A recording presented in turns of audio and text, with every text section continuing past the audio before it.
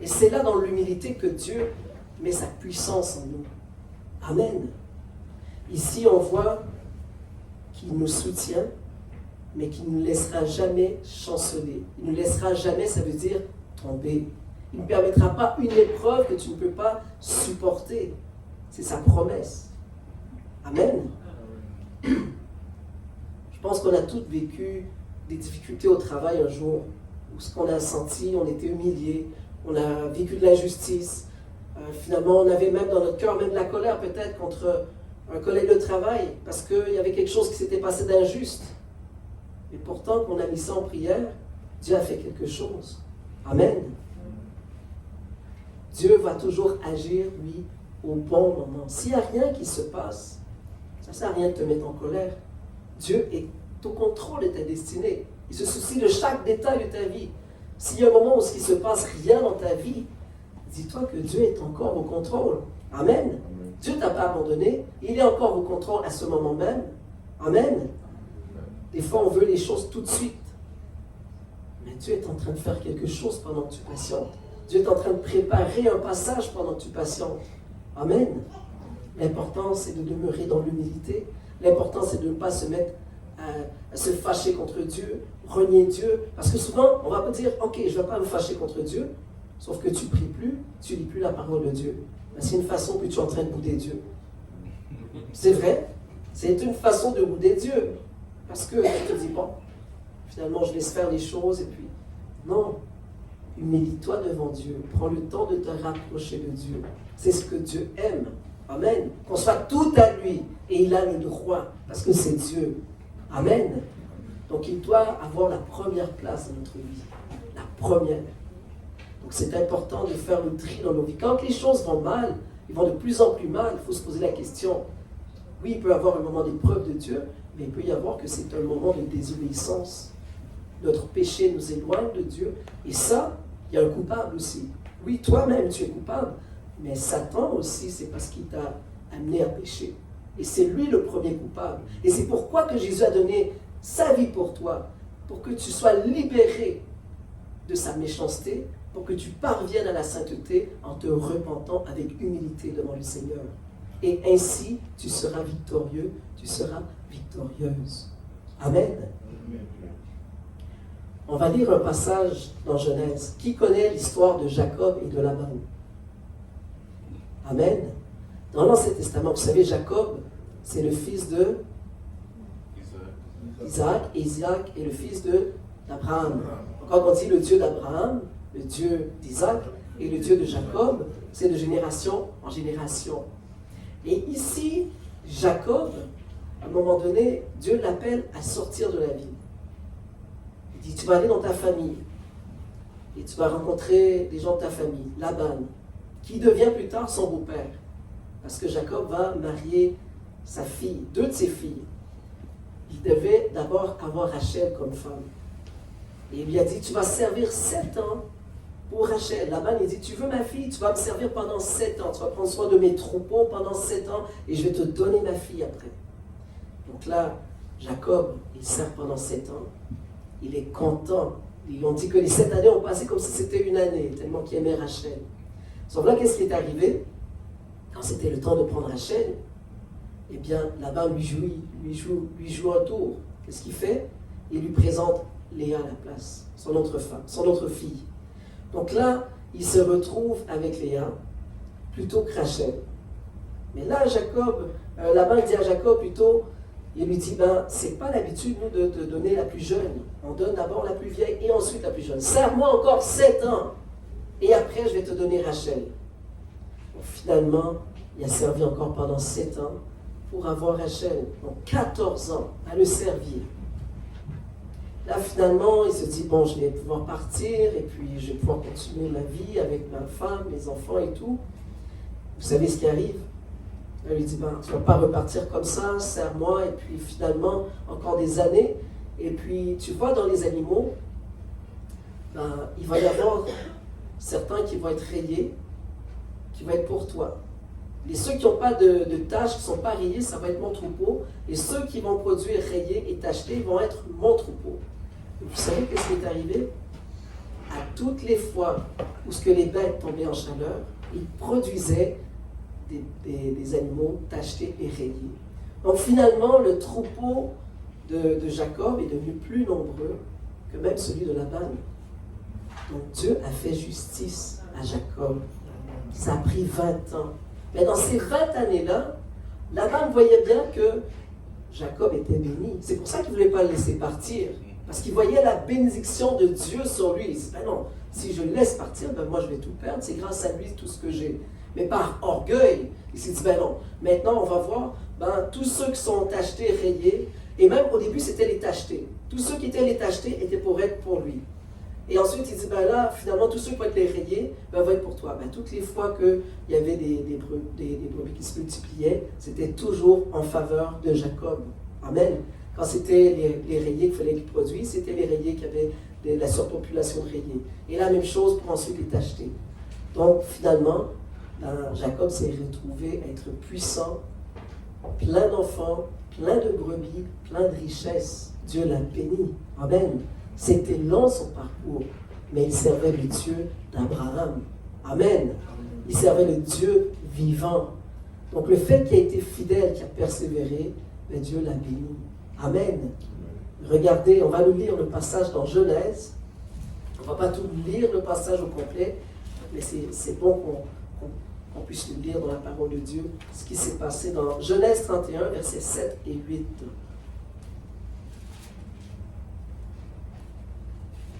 Genèse 31,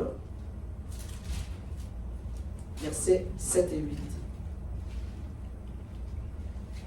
Je lis au nom du Seigneur. Et votre père s'est joué de moi et a changé 10 fois mon salaire. Mais Dieu ne lui a pas permis de me faire du mal. Et ça, c'est important qu'on réfléchisse. Juste cette phrase-là. Des fois, on vit des épreuves. Des fois, on est même menacé. Des fois, au travail, on nous méprise ou on essaie même de nous mettre des bâtons dans les roues pour nous empêcher de progresser. Parce que la lumière qui brille sur nous, parfois, dérange. Amen. Mais ici, il est dit, même si Laban a été injuste, même s'il était mauvais envers lui, qu'est-ce qui est arrivé? Dieu ne lui a pas permis de lui faire du mal. Dieu l'a veillé sur lui, Dieu l'a protégé. Amen. Et regardez la suite. Quand il disait les tachetés seront ton salaire, toutes les brebis faisaient des petits tachetés. Et quand il disait les rayés seront ton salaire, toutes les brebis faisaient des petits rayés. Amen. Et regardez, Dieu a pris à votre père son troupeau et me l'a donné. Amen. Au temps où les brebis entraient en chaleur, je levai les yeux et je vis en songe. Les boucs qui couvraient les brebis étaient rayés, tachetés et marqués. Amen. Donc on voit à quel point Dieu était au contrôle de sa vie. Donc ce n'est pas parce qu'on vit les épreuves que Dieu n'est pas au contrôle des détails de notre vie. Amen. Dieu est constamment en train de faire des choses, de préparer des choses pour nous. Donc, il faut rester calme. Amen. Il faut rester calme, il faut rester humble, et puis il faut faire confiance à Dieu. Parce que vraiment, Dieu se soucie. Juste un petit exemple, tantôt, je me présente devant, je dis à Aude pour le plaisir, on va répéter les chants. Amen. Dieu a permis ça pour que je sois prêt pour tantôt. Dieu est au contrôle. Est-ce qu'on peut dire ensemble, Dieu est au contrôle? Dieu est au contrôle. Amen. Donc il ne faut pas s'inquiéter. Chaque jour suffit sa peine. Donc on a un exemple ici, un bel exemple qu'on a vu ici de Jacob, comment Dieu lui a fait justice, comment Dieu agit en son temps, comment Dieu l'a béni. On va lire un autre passage dans Juge. Amen. On va partir dans Juge au chapitre 6. Juge, chapitre 6. Non, Juge. Après 3.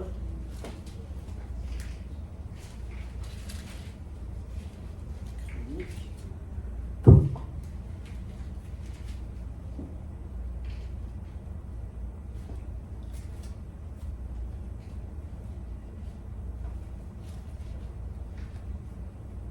Juge, chapitre 6, et le verset 12 à 16.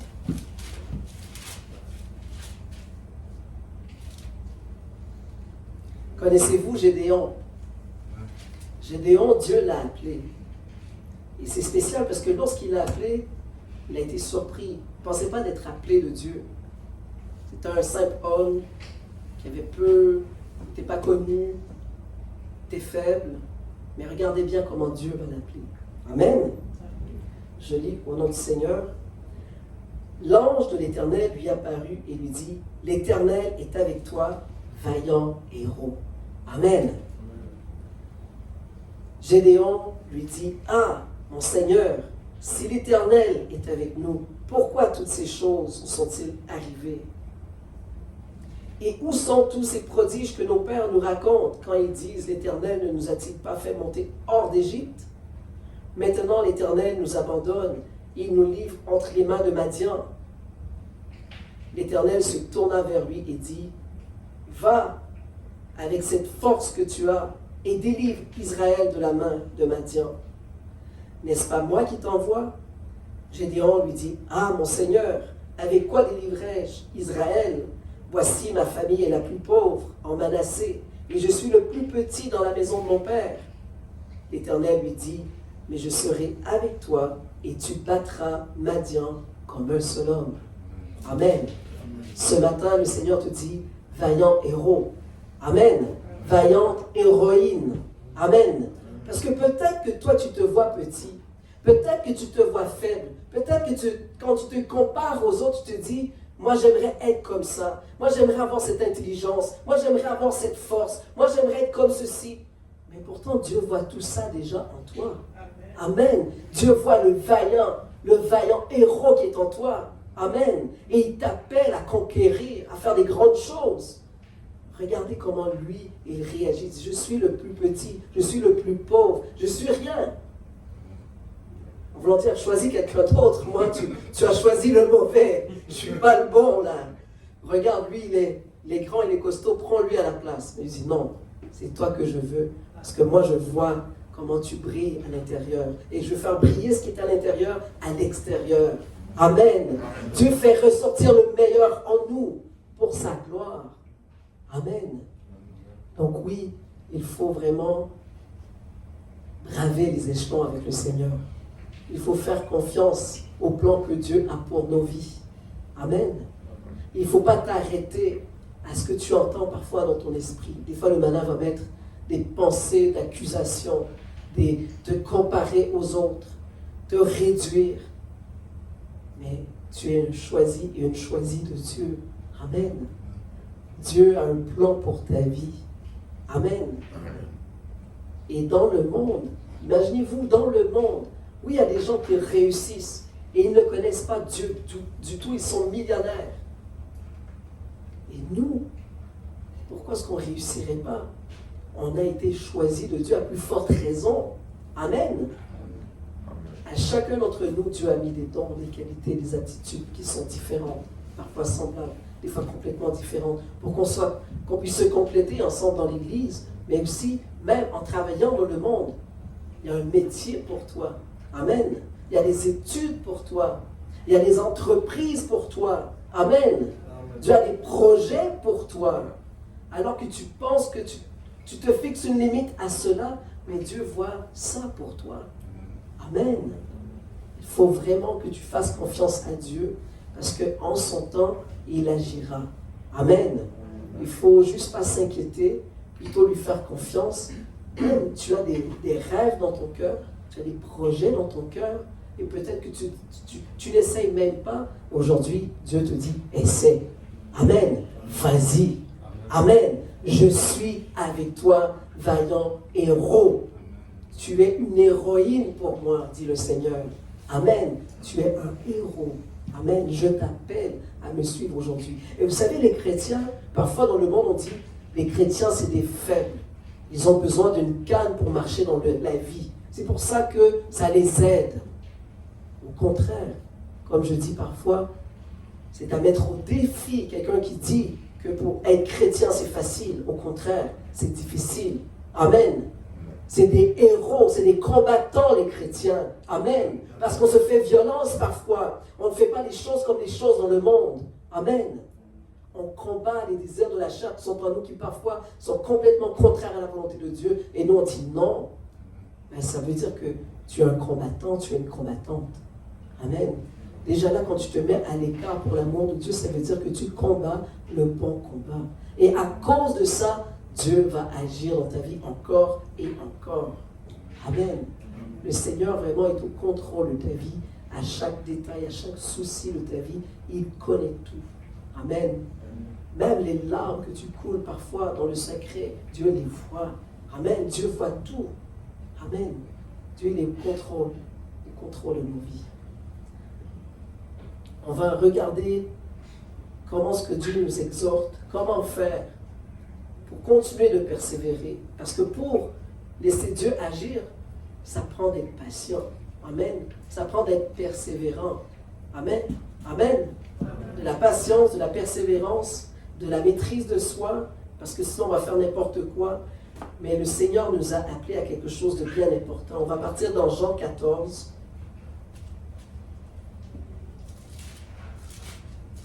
Dieu nous a donné un cadeau, quelque chose d'extraordinaire, et il nous le rappelle encore aujourd'hui. Il te l'a déjà donné ce cadeau, il faut juste que parfois on l'emballe à nouveau, mais il faut constamment l'ouvrir et y croire. C'est quelque chose de simple, mais de très fort. Amen. Amen. Jean 14, 25 à 27, je lis au nom du Seigneur. Je vous ai dit ces choses pendant que je demeure avec vous. Mais le Consolateur, l'Esprit Saint que le Père enverra en mon nom, vous enseignera toutes choses et vous rappellera tout ce que je vous ai dit. Et regardez le verset 27. Je vous laisse la paix. Amen. Je vous donne ma paix. Je ne vous donne pas comme le monde donne. Que votre cœur ne se trouble point et ne s'alarme point. Amen. Ce cadeau, c'est la paix de Dieu. Il a pris le temps. C'est une des choses qui a vraiment pris le temps, le Seigneur, de dire, je vous donne ma paix. Amen. Non pas comme le monde donne, mais la paix qui vient de Dieu doit nous pousser au calme, doit nous pousser à la patience, doit nous encadrer dans l'épreuve. Amen. Et doit nous permettre de constamment dépendre de Dieu. Amen. Et avant ça, j'ai pris le temps de lire aussi le Consolateur, l'Esprit Saint. On l'appelle toujours l'Esprit Saint, presque tout le temps. Mais on oublie qu'il y a un autre nom qu'on lui a donné, qu'on ne doit jamais oublier, c'est le Consolateur, parce qu'il vient pour nous consoler dans l'épreuve. Amen. S'il l'appelle Consolateur, c'est parce qu'il sait qu'on va vivre des épreuves, nous sommes appelés à vivre des épreuves. Amen. Mais le Consolateur est là. Amen.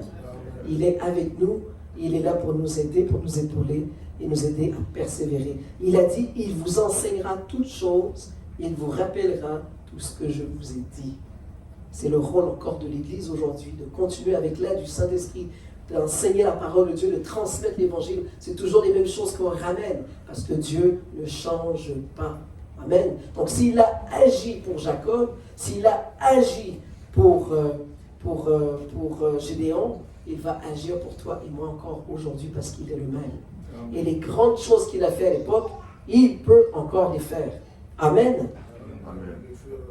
Il le fera. Amen. Partons dans Marc. Il nous reste 2 passages à lire. On va partir dans Marc, chapitre 11, au verset 24. Marc 11.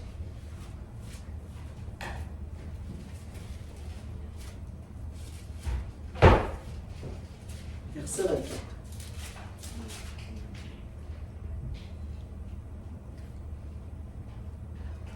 Une chose importante quand on dit qu'on veut que Dieu il agisse, on a dit qu'il faut demander.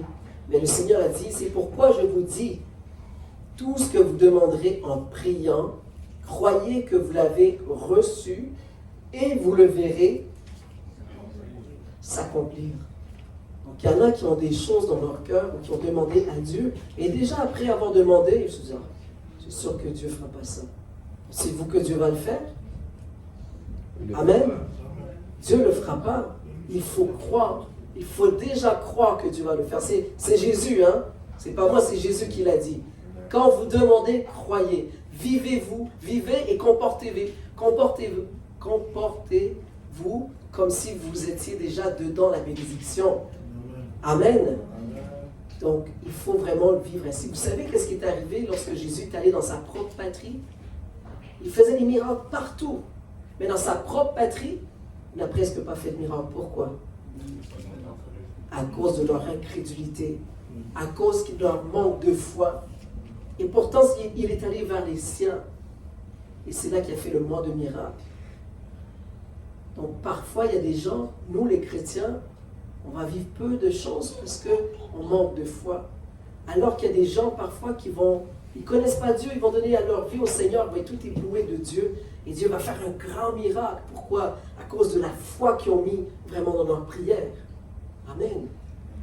Mets ta foi dans la prière. Agis comme si tu l'as déjà reçu et tu vas voir que la chose va s'accomplir. Amen. C'est ainsi que Dieu agira. Amen.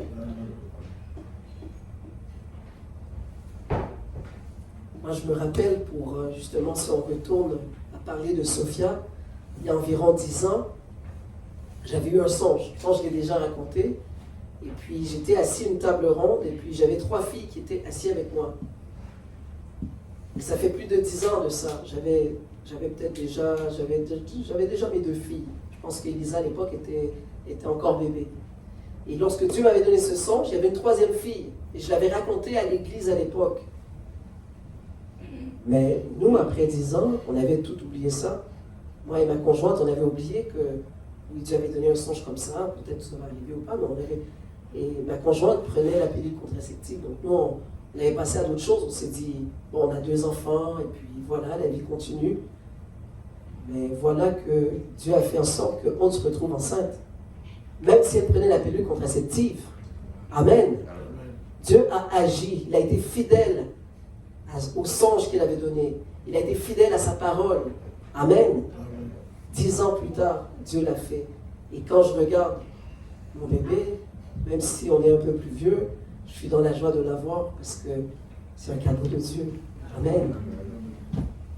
Pour ceux qui sont parents ici, est-ce qu'on peut dire que les enfants, c'est le plus beau cadeau que Dieu nous a fait? Amen. Hein? Et il ne faut pas oublier qu'on vit sur terre pour ça. Dieu a créé l'homme et la femme pour qu'on puisse se multiplier, transmettre la parole de Dieu à nos enfants et persévérer jusqu'au retour du Christ.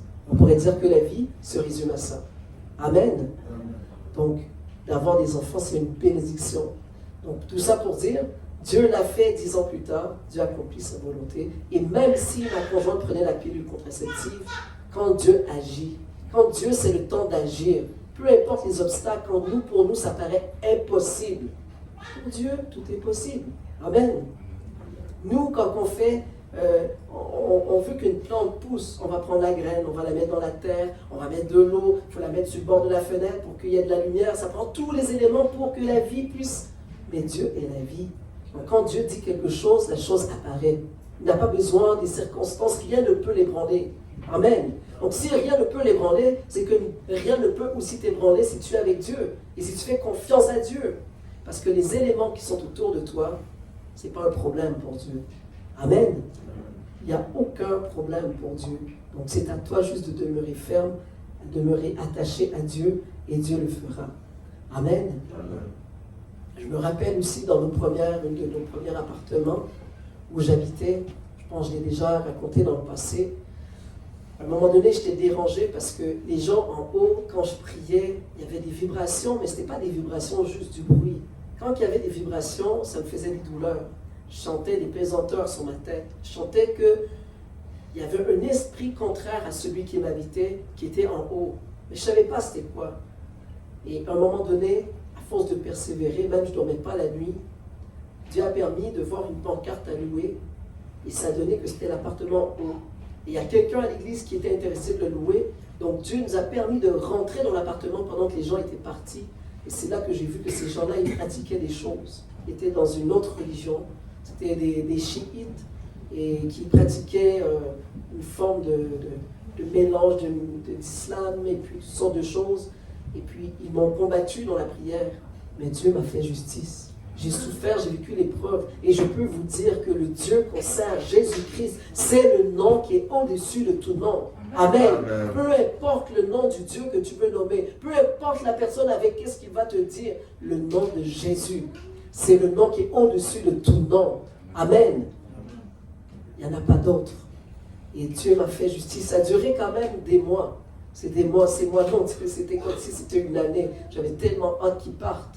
Parce que je ne dormais plus la nuit. Je passais mon temps à jeûner, à combattre, à prier. Je disais au pasteur beaucoup, je dis, j'en peux plus. Je vais revirer fou. Tellement que c'était lourd. Et Dieu m'a fait justice en son temps. Et il m'a permis au travers de ça, il m'a montré à quel point il est Dieu Tout-Puissant. Amen. Même si ces puissances-là, on peut les ressentir parce qu'ils sont réels. Les démons sont réels. Lorsque les esprits mauvais sont dans une personne et que cette personne-là fait des prières d'imprécation sur toi, tu le ressens. Amen. Certains parfois peuvent mourir. Mais Dieu nous fait la grâce de pouvoir sentir ces choses-là pour nous montrer à quel point il est au contrôle et tout puissant et lui seul peut nous dégager de toute puissance contraire à sa volonté. Amen. Il a dit, je vous ai donné le pouvoir de marcher sur toute la puissance de l'ennemi et rien ne pourra vous nuire. Amen. Donc Dieu est un Dieu de justice, mais aussi il est un Dieu où il vit dans l'éternité. Donc l'éternité de Dieu par rapport à notre temps, à nous, il y a une grande différence. C'est pourquoi il faut faire confiance à Dieu et être patient dans le temps de Dieu. Amen. On va lire 1 Samuel. Et on va terminer par ce passage dans 1 Samuel. 1 Samuel 30, verset 6. Ça va nous servir de conclusion. Vous savez que David est un modèle à plusieurs niveaux, mais à des endroits lorsque nous le lisons, le peuple a voulu le tuer à plusieurs reprises. Et regardez comment il va agir ici. Je lis au nom du Seigneur. David fut dans une grande angoisse, car le peuple parlait de le lapider, parce que tous avaient de l'amertume dans l'âme, chacun à cause de ses fils et de ses filles. Mais David reprit courage en s'appuyant sur l'Éternel, son Dieu. Amen. Et ça dit qu'il y a 600 hommes qui sont partis avec lui pour aller combattre. Et en chemin, il y en a 300 qui sont arrêtés, 200 qui sont arrêtés, je crois 200 encore. Donc probablement qu'il restait seulement 200 hommes à aller combattre toute une armée. Et Dieu lui a permis de vaincre. Amen. Ici, il était rempli d'angoisse, David, parce qu'on parlait de le lapider. Mais qu'est-ce qui est arrivé? Il a repris courage et il a mis sa confiance dans l'Éternel. Amen. Et le Seigneur te dit aujourd'hui, à toi et à moi, reprends courage. Amen. Parce que Dieu est le même. Dieu ne t'a pas abandonné. Tu attends des choses, tu as des projets, tu as des idées. Dieu est avec toi. Et il t'appelle encore. Il te voit comme un héros. Amen. C'est comme ça que Dieu nous voit. Il est fier de nous. Il est fier de ses enfants. Il a donné sa vie. Son sang a coulé à la croix pour que toi et moi, ton nom soit inscrit dans le livre de la vie éternelle. Il te prépare une place là-haut dans les cieux avec les anges, avec toutes les créatures parfaites. Tu es un élu, une élue de Dieu. Amen. Donc, ne te décourage pas. Fais-lui confiance et il agira en son temps. Amen. On va rendre grâce à Dieu pour sa parole. Seigneur, nous te donnons gloire, nous t'élevons, nous te bénissons, Seigneur. Parce que vraiment, tu es le même, tu ne changes pas, Seigneur. Et le projet que tu as, c'est des projets de bonheur. Tu as dit que oui, nous sommes appelés à souffrir un peu. Mais ce n'est rien comparativement à la gloire à venir. Et tu nous gardes, tu nous préserves, Seigneur. Tu connais les limites, les épreuves, Seigneur, que nous vivons. Tu es au contrôle de nos vies à chaque jour. Merci, Seigneur, parce que tu es le même. Tu nous aimes tant. Que toute la gloire te revienne, Seigneur. Au nom de Jésus-Christ. Amen.